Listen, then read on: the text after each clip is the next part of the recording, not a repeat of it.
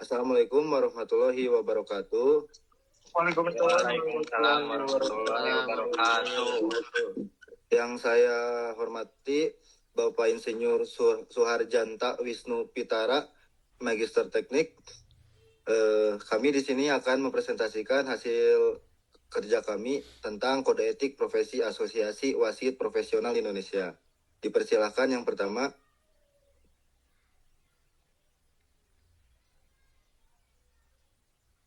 Gani, pertama Kang. Untuk bab 1 ada nama, kedudukan, dan waktu. Yang pertama, organisasi ini bernama Asosiasi Wasit Profesional Indonesia, disingkat AWPI. Yang kedua, AWPI berkedudukan di Ibu Kota Negara Kesatuan Republik Indonesia. Yang ketiga, AWPI didirikan pada tanggal yang ditetapkan dalam Musyawarah Nasional dan berlaku untuk waktu yang tidak ditentukan. Yang keempat, wilayah kerja AWPI meliputi seluruh wilayah Republik Indonesia. Untuk pasal 2, ada asas dan landasan. Yang pertama, AWPI berasaskan Pancasila dan berlandaskan Undang-Undang Dasar Negara Republik Indonesia tahun 1945. AWPI bersifat mandiri, profesional, tidak berafiliasi dengan partai politik manapun, serta tidak membedakan suku, agama, ras, dan golongan. Selanjutnya, nomor 3, AWPI berkomitmen menjunjung tinggi nilai sportivitas, keadilan, integritas, dan transparansi dalam setiap pelaksanaan tugasnya. Pasal 3, visi dan misi. Visi menjadi asosiasi wasit yang terpercaya, profesional, dan berintegritas tinggi demi kemajuan olahraga nasional.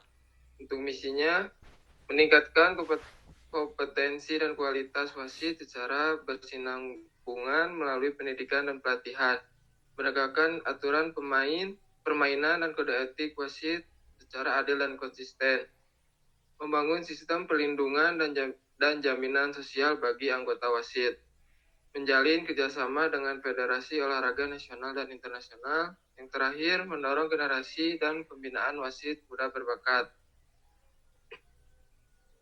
Baik, selanjutnya ada keanggotaan.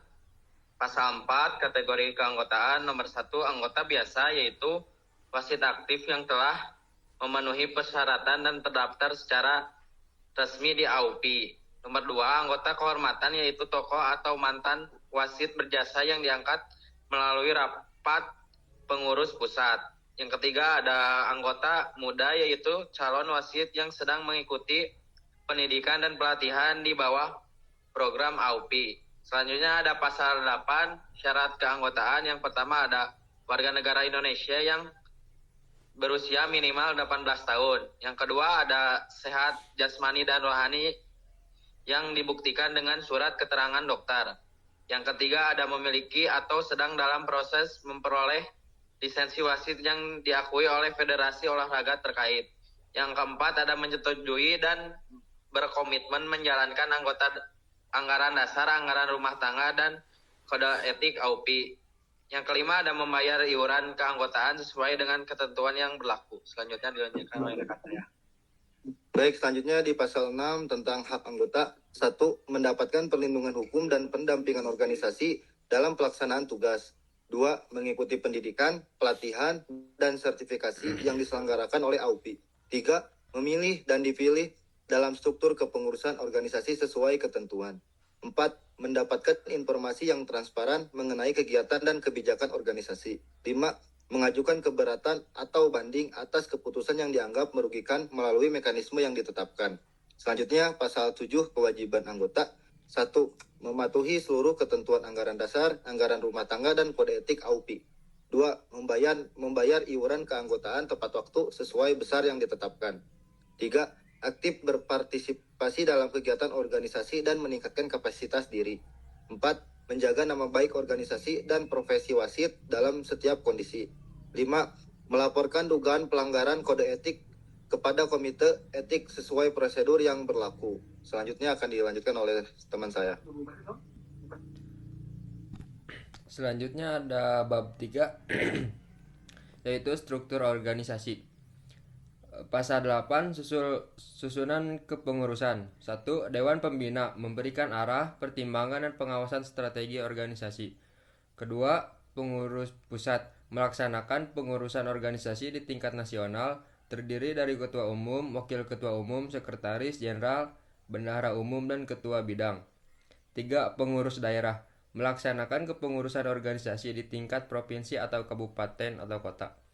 Keempat, komite etik bertugas menerima, memeriksa, dan memutus perkara pelanggaran kode etik.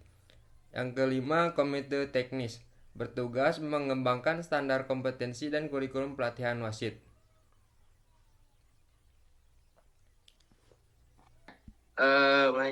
Selanjutnya ada pasal 9 masa jabatan. Yang pertama ada pengurus pusat dan pengurus daerah menjabat selama 4 tahun dan dapat dipilih kembali untuk 1 periode berikutnya. Kedua ada ketua umum dan ketua daerah hanya dapat menjabat maksimal 2 periode berturut-turut pada jabatan yang sama.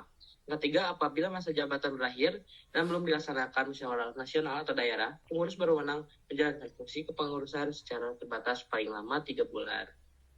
Jadi selanjutnya akan dilanjutkan oleh Adi. Oke, di sini ada bab 4 yaitu kode etik wasit. Kode etik AUP merupakan seperangkat nilai, norma, dan prinsip yang wajib dipegang teguh oleh setiap wasit sebagai pedoman perilaku dalam menjalankan tugas dan kehidupan profesionalnya. Kode etik ini mengikat secara moral dan organisasi. A. Prinsip dasar kode etik, integritas. 1. Bertindak jujur, konsisten, dan tidak memihak dalam setiap keputusan pertandingan.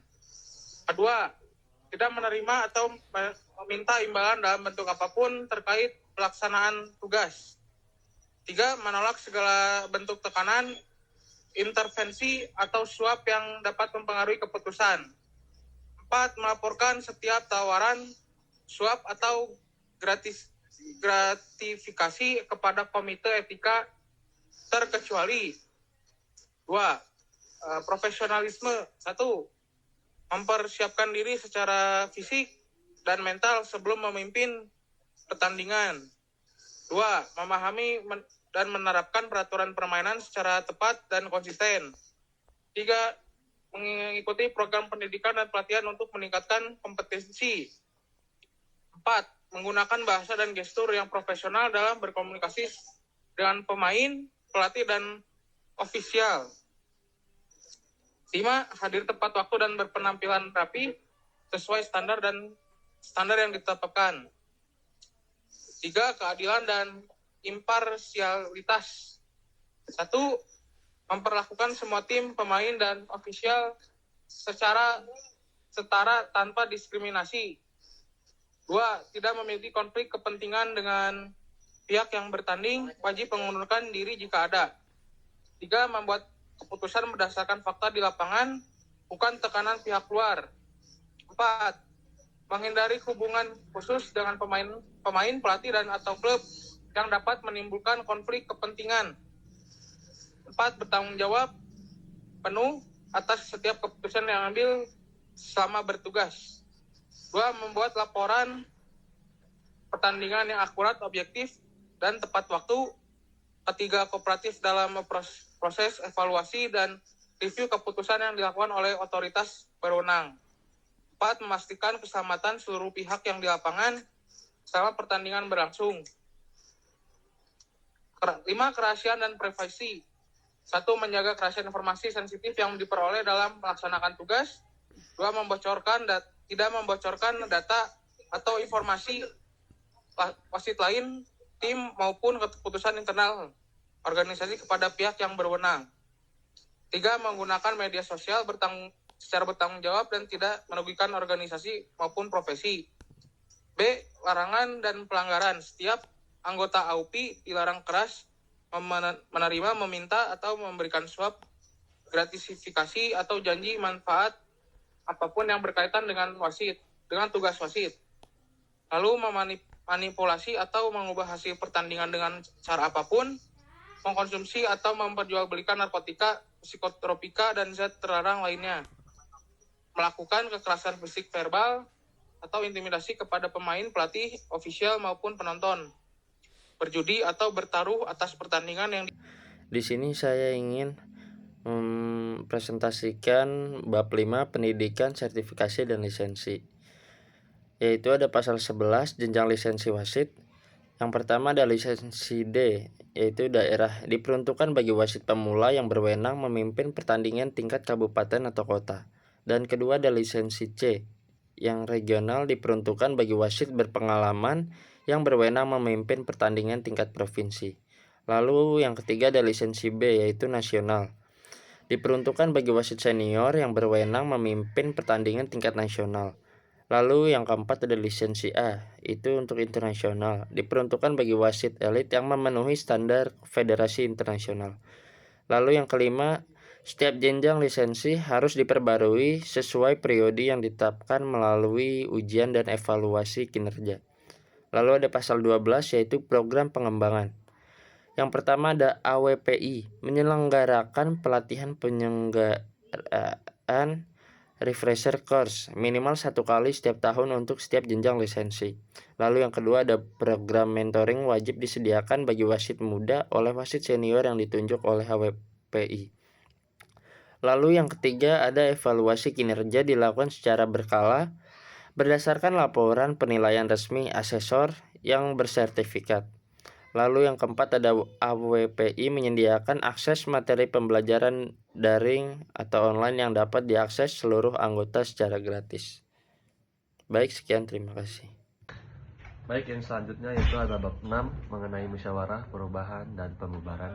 Pasal 18 yaitu musyawarah nasional. Ayat 1, musyawarah nasional Munas merupakan forum tertinggi pengambilan keputusan organisasi dan diselenggarakan setiap 4 tahun sekali. Ayat 2 yaitu Munas dihadiri oleh pengurus pusat, utusan pengurus daerah, dewan pembina, dan undangan khusus yang ditetapkan oleh pengurus pusat. Ayat 3 yaitu Munas berwenang menetapkan atau mengubah anggaran dasar dan anggaran rumah tangga, memilih pengurus baru, serta menetapkan program kerja. Ayat 4 yaitu Munas luar biasa dapat diselenggarakan sewaktu-waktu atas permintaan minimal 2/3 pengurus daerah atau atas keputusan Dewan Pembina. Selanjutnya ada pasal 19 mengenai pembubaran organisasi. Pasal 19 ayat 1 yaitu pembubaran AWPI hanya dapat dilakukan melalui Munas luar biasa yang khusus diadakan untuk itu. Ayat 2 yaitu keputusan pembubaran sah apabila disetujui oleh sekurang-kurangnya 3/4 dari jumlah peserta Munas luar biasa yang hadir. Ayat 3 yaitu apabila AWPI dibubarkan, seluruh kekayaan organisasi setelah diselesaikan kewajiban-kewajibannya diserahkan kepada organisasi atau lembaga sosial atau olahraga yang ditetapkan oleh Munas luar biasa. Selanjutnya ada ketentuan penutup. Pasal 20 yaitu pemberlakuan. Pedoman organisasi dan kode etik ini mulai berlaku sejak tanggal ditetapkan dalam musyawarah nasional AWPI. Segala peraturan dan ketentuan sebelumnya yang bertentangan dengan pedoman ini dinyatakan tidak berlaku lagi. Hal ini yang belum diatur dalam pedoman ini Hal-hal yang belum diatur dalam pedoman ini akan ditetapkan kemudian melalui peraturan tersendiri yang tidak bertentangan dengan anggaran dasar.